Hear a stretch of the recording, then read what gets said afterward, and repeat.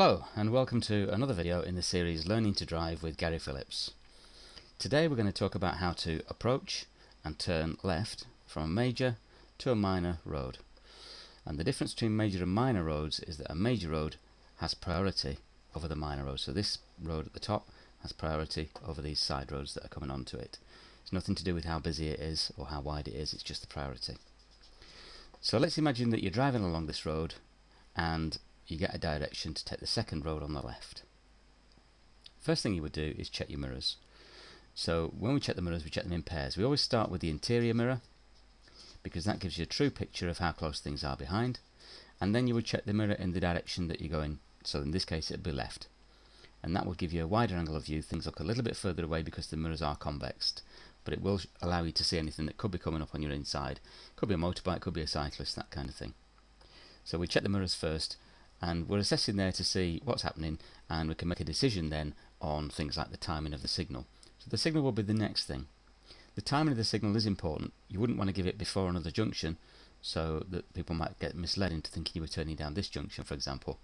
But if that junction wasn't there, we still need to think about the timing of it in relation to the fact that it could be too early or too late. So if it's too early, people may think you're going to park on the left, and if it's too late, it doesn't give them enough time to consider what you're going to do. So we time the signal in enough time so that people can respond to what we're going to do, but it's not misleading. We would always give a signal if we're going to turn left or right, because although the road that we're on may be clear, the road that we're turning into we can't always see into, so people in that road may see our signal before we can see them. So it'd be beneficial to anybody in that road, so we'd always give a signal. So there's the signal. Then we get position, and the position for turning left is just your normal driving position, about a metre from the curb. If you come in closer than that, there's a risk that you could hit the curb on the way round.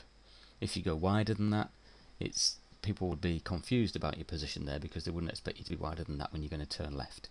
And also, if you're signalling left, people tend to sometimes want to overtake you, and if you start to move out, that could cause them a problem. So position stays the same. Then we get speed. Now speed doesn't mean start to bring your speed down.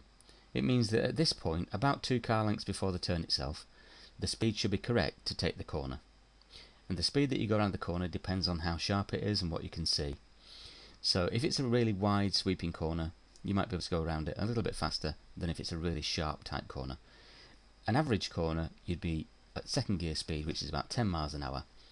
So from the mirror check back here, we'd be able to bring that speed down by easing off the gas, maybe starting to brake, and by the time we get to this part here with the speed should be correct to take the turn. We'd also change into the gear that's appropriate. In this case we're going to say second gear, and we'd also make sure that the clutch is fully up. If the clutch is down, it's what's called coasting, and we shouldn't coast because with the clutch down the engine isn't engaged to the wheels, so there's no drive to the wheels, there's also no engine braking. If it was downhill, then with the clutch up in the lower gear, the engine would actually help to maintain a slower speed. If the clutch was down, it would freewheel and it would just speed up around the corner and it wouldn't be very safe. So we'd always have the clutch fully up. By this time we're here where we're going to look into the junction, and we're looking in for things like pedestrians, obstructions, might be parked cars as well, but there's an example there of roadworks. If there are pedestrians already crossing the road, then normally we'd give way to them. If they make eye contact with us and stop and let us go, then we'd go. So a good thing to do is make eye contact with any pedestrians to see if they are recognising you there for the start, and then deciding what to do by their response. So we're looking in to see if it's safe to turn in, and we would then turn in. The position around the corner needs to be about the same as your normal driving position, about a metre. If you were to turn too early with your front wheels, they would avoid the corner, but your back wheels take a shortcut, so they would go over it. So just make sure that we're not turning too early and you steer to follow that curb around. Once you're into the new road, you would then straighten your wheels off, and we'll go through the MSM routine again.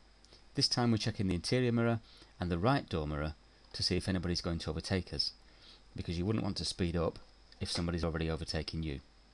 So we check the mirrors. The signal means cancel the signal if it's not already gone off. Normally it would go off because as you straighten the wheels off, the signal normally cancels, but if it's a shallow corner, sometimes it doesn't.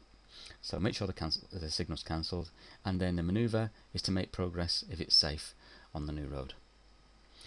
So that's how to approach and turn left from major to minor roads, and the routine that you're going to go through is mirror, signal, position, speed and look. MSPSL. I hope that's been helpful. See you next time.